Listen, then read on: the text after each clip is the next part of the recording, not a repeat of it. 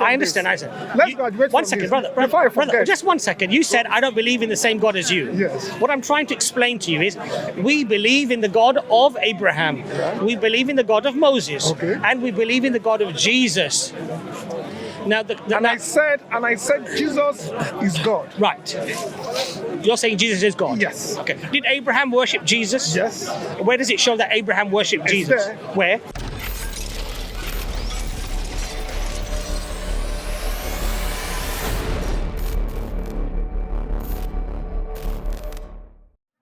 Yes, okay. Okay. Brother, what's your name? My name is George. George Abbas. Yeah. Nice to meet you. Yeah, thank you. So, George, you asked me a question. Yeah, my question is this. Yes. I heard you discussing with Yes. somebody, and you said the Bible has been corrupt. Yes. Do you have the original Bible? No. So how do you know the one that is corrupted and the one that is not corrupted? That's a very good question, actually. Yeah. Excellent question.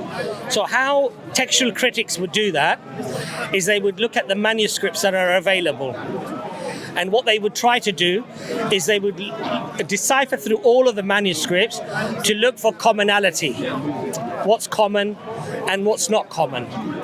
Now, the problem that you have with the Bible is that you have no first century manuscripts. The earliest manuscripts you have are 2nd century, and some people are saying late 2nd, possibly even early 3rd century. Okay, I think P52 is the earliest, of 46 or whatever. It's about a credit card size piece of document. Now, even that does not necessarily agree directly with what we have in the Bible today. So I think a few verses from Matthew. So the point now is this: how do you know what you have today is verifiably the words of Jesus? Because you're quite right, you don't have the original Bibles, yes? No, that's what you said, not me. Well, according That's to what you said. I didn't according say to that. biblical scholars, I don't know how much you know, brother, Yeah. but according to biblical scholars, the earliest complete manuscript, do you know when it comes from? It was, I think it came, was it 3 years after the death of Christ? 4th century. No, it was the 1st It's century. called the Codex Sinaiticus. No, it was It's the in the first- British Library. No, it came. The Bible came. The first. It was in the 1st century. 1st century. Yes. And you're saying it's the most complete Bible? Yes, the Bible is complete. Complete. Yes. And what's that Bible called? What is it called? I don't know. What is it referred to by textual critics? I don't know. Because the earliest complete Bible we have, this is generally commonly agreed, is 4th century Codex Sinaiticus, which is in the British Library here. That Bible itself has the Epistle of Barnabas and the Shepherd of Hermas, is it, I think, which the modern Bible doesn't have. So what we find evidentially is that there are entire chapters even missing from the most earliest complete Bibles that we have, and we have many verses that are only showing up in 10th century and 15th century manuscripts. When we look at manuscripts before that, those verses are not even there. So what we can demonstrate evidentially is that this is not the Word of God, this is not preserved, and it has been changed. Now, the other thing, brother, is this: that logically, when something like this happens, you have to ask the question, because you believe in God, right? Yeah, I believe in God. And I believe in God. I believe the God I believe is not the one you believe. I believe in Christ. Well, you believe in the God of Abraham, don't you? Yeah. You believe in the God of Moses. Yeah. You believe in the God of Jesus. Yeah. Jesus is God. So. Well, Jesus said that the Father is greater than I. Yes. So he referred to the Father as God, right? Let me explain that to you. No, but before we get to that. Hold on. Yes. One second. No, but before we get to that. Because you asked me a question about whether you. Brother, 1 second. Let's graduate from I understand. this. I said. Let's graduate from 1 second, this. brother. Before I forget. Just 1 second. You said I don't believe in the same God as you. Yes. What I'm trying to explain to you is, we believe in the God of Abraham. Yeah. We believe in the God of Moses. Okay. And we believe in the God of Jesus. Now, I said Jesus is God. Right. You're saying Jesus is God? Yes. Okay. Did Abraham worship Jesus? Yes. Where does it show that Abraham worshipped Jesus? there. Where? Is there? Where in the Old, where do we find in the Old Testament? Sorry? Where do we find in the Old Testament the reference to Abraham worshipping Jesus? You see, you don't separate Jesus from God. When you talk Jesus, you're talking an entity, God.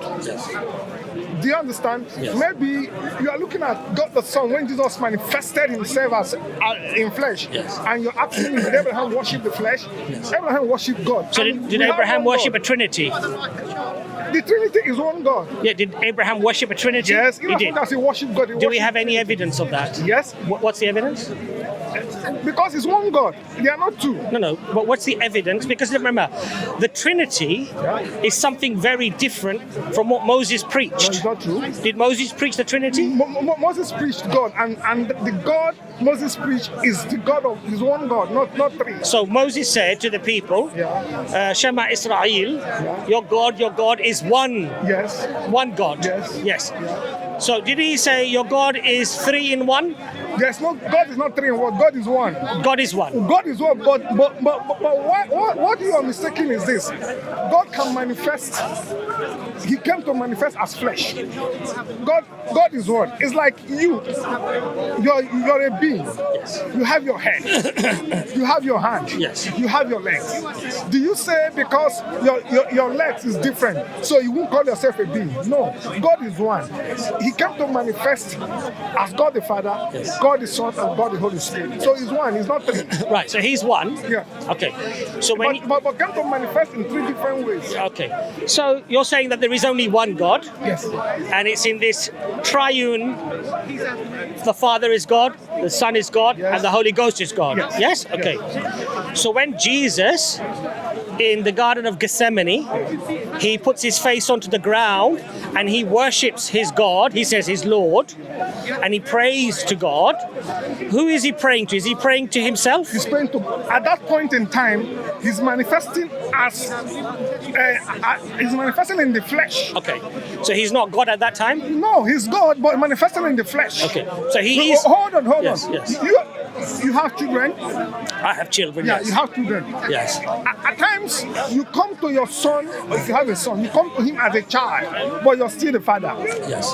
Do you understand? You come to play with him as a child. Yes. You do the things children do. Yes. It does not mean you're not the father. It means you're the father, but you're coming to manifest yourself as a child. So at that point, Christ was manifesting himself in the flesh. Are my children me? Yes. My children are me? Yes. If I die, does it affect my children? Yes. How? Yes. If you die, emotionally affect the children. Not emotionally. I'm talking about does it affect them physically? Yes. How does it affect them? Because Do they stop living? No. Do they do they cease to exist? No. So therefore, my children clearly are separate from me. So your analogy doesn't work. No, it works. Your children are separate from you in physically. Yes. It's like at that point Yes. when Jesus was praying, Yes. he was manifesting in the flesh. Yes. Because he is God, he can manifest in the flesh, he can manifest in the spirit. It's the same thing when he told Lazarus to come out from the grave. At that point, he's manifesting as God. So God can come in form of a man. He can manifest himself in the spirit. So it's not that there are three gods. There's just one God, but in different manifestations. So there are not three gods. There are one God. There's one God. Can one God have a conversation with himself? Yes. He can. Yes. So he could say, yes, do this. No, don't do this. Yes, you might. Oh, please do this. Oh, no, don't do that. Can God do that to himself? No. No. No. So when Jesus was Because it's not an author of confusion. No, okay, so he's not the author of confusion, Yeah. but you're confusing me at the moment. I'm not. Well, you are very much No, I'm confusing not. me. So Because why? what you're saying, I'll tell you why. Because you're saying that is the same as this. Yes. And I'm telling you that is different from this. No. And that's why I'm confused. I gave you an analogy. I said you have your head, Yes. which is the upper part of your body, Yes. which coordinates everything. Can I still exist if my head doesn't exist? No. So therefore, so my body is reliant on my head existing. No. Even all your body, your head relies on your leg existing. No. No, it does. If my legs go, I'm still me, aren't I? No, it depends. If your legs go, you might go. No. No, you might. If you surgically remove my legs, God forbid, I hope that never happens. No, it won't happen. Right? In Christ Jesus, Okay. it won't happen. Okay. But I'm still me, right? Yes. A disabled person is still a person. Yes. If they have no arms and no legs, they're still a person, aren't they? Can I be a person without my head, with my head missing? You die. I will die. Yes. So basically, therefore, the whole body is reliant upon this head, the brain, right? Working, being there. Beautiful. The brain also relying on the whole body. No. So the brain does not rely on my whole body to exist, does it? No, because they are all integrated. But okay, this is the problem with this analogy. Are you saying the Father cannot exist without the Son? How? I'm asking you the question. You are separating it. They are inseparable. Can the Father exist without the Son? They are inseparable. Can the Father exist without the Son? They are inseparable. Can the Father exist without the human manifestation as the Son? Can the Father exist without the human manifestation as the Son? Well, it depends on where you're coming from, and it depends on at the point you're looking at it. That's what it depends on. Okay. Let me say one thing to you. We started with the Bible, yes? Yeah. And the preservation of the Bible. Yeah. You're getting your information from the Bible. Yeah. We've already demonstrated that the Bible hasn't been preserved. No. Of course we have. No, you have not. Okay. You have not. Yeah, sorry. Interfering there. Okay. No, you have not. Okay, so you're saying the Bible is preserved? Yes, it's preserved. Okay. At least we have the oldest manuscript, and it shows that the Bible is preserved. The book of Barnabas you're talking about, yes, it's not part of what we have. That's right. So we Christians, we do not believe in it. I know. We only believe in what we have. Yes. It's like your Quran. Yes. You don't believe in what that is not in your Quran. Yeah. So, but the Epistle of Barnabas is inside the most complete Bible that you have, dating back to the 4th century. If I had come and you bring a physical copy and show to me, I would have believed you. I'm here on Sunday. So you don't believe it's in there? Can you get the physical copy? Get you the physical copy? Yeah. Well, I'd have to go and rob the British Library because it's a priceless. It's a priceless artifact. Let me finish. You asked me a question. You can take pictures. There are ways to. You have a phone. You have a phone. There are ways to evidentially. I understand. So you have a phone, right? Yeah. Okay. You can easily check to see if the Epistle of Barnabas is in existence in the Codex Sinaiticus, the oldest complete Bible. Okay. You don't have that Bible today. I don't have what?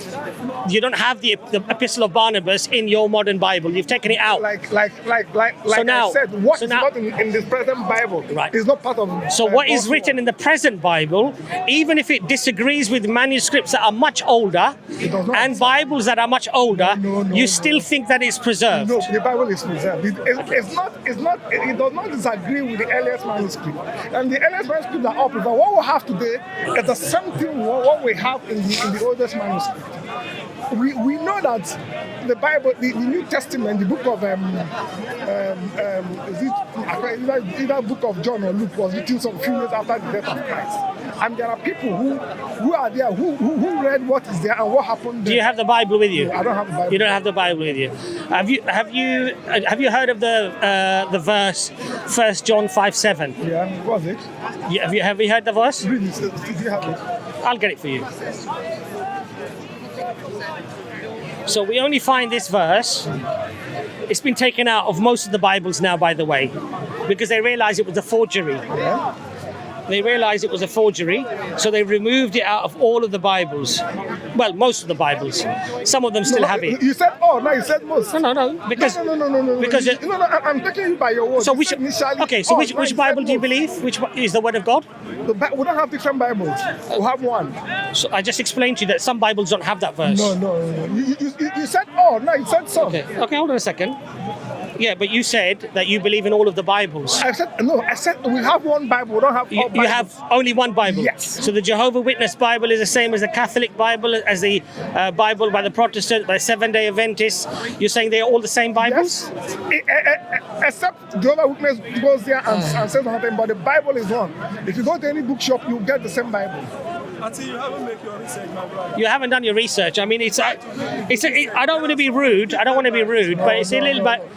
I don't want to be rude, but I really, you know. It's the Quran that have different Qurans, please. All right. The Bible is preserved. So, 1 John 5:7. Yeah. Yes? For there are three that bear record in heaven, the Father, the Word, and the Holy Ghost, and these three are one. Yeah. Have you heard this verse? Yes. Is this part of the Bible? Yes, it is. Okay.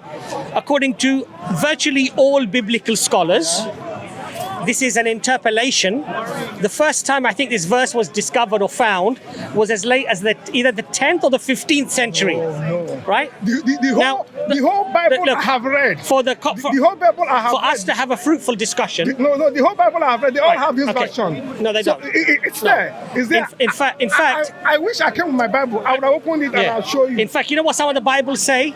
Brother, ask him which Bible is. I told you, he says they're all the same. Which Bible is it? That's why it's difficult to have a conversation. When somebody says to me, all of the Bibles are same, I know that is pointless, because like for me, I don't mean to be rude, but it'd be like kicking a puppy. I don't want to do that. It's embarrassing, really. I'll see you next Sunday. I'll call my Bible and I'll show you that verse. In what you'll find, in Bibles, it says. Which one do you use? This one Quran. Can you which one? Which one do you use? There is no difference. Okay, I'll just round up, Anis. Is Anis there? Okay. I don't think he's there. Anis, I'm going to just round up the conversation. So when the brother is telling I'll see you on Sunday. I hope you do come back again. Yeah. Inshallah. So we had a short conversation, and again, I don't want to be condescending and talk down on the brother because he's left. But you know, if somebody comes to me as a Christian and they say to me the Bible is the fully preserved Word of God, or they say to me that the Bible has not been changed or corrupted, I mean, we have to be honest here. You know, at least there are Christians here who are very honest, who say, look, it's not the Word of God, it hasn't been preserved, but we still believe it. You know, okay, fine, you want to believe it, that's your choice. But if you're going to then claim that it is preserved and that all of the Bibles are the same Bibles, really this is problematic, because most, if not virtually all, Christian scholars agree that what we have in our hands today are not the words of Jesus, they're not the words of Matthew, Mark, Luke, or John. These are anonymous writers. There have been countless interpolations, additions, and subtractions, and manipulations of the script, of the documents, and that therefore you can't come at the conversation with that premise as being correct, because we can't have a fruitful discussion then, quite frankly. So I hope I made my point. I tried to make it respectful. I brought up 1 John 5:7. Many of the Bibles have the verse missing, and they write that this is an interpolation. In other words, somebody added this in, that this is not part of the Bible. Now, I think this is evidentially, provably, manifestly, proof that, look, this is not from God. And we should therefore deal with it in that way. And so it's very difficult to have this conversation when somebody's coming at that premise. May Allah guide the brother, and inshallah, may Allah guide us, keep us all on guidance, inshallah. Assalamu alaikum.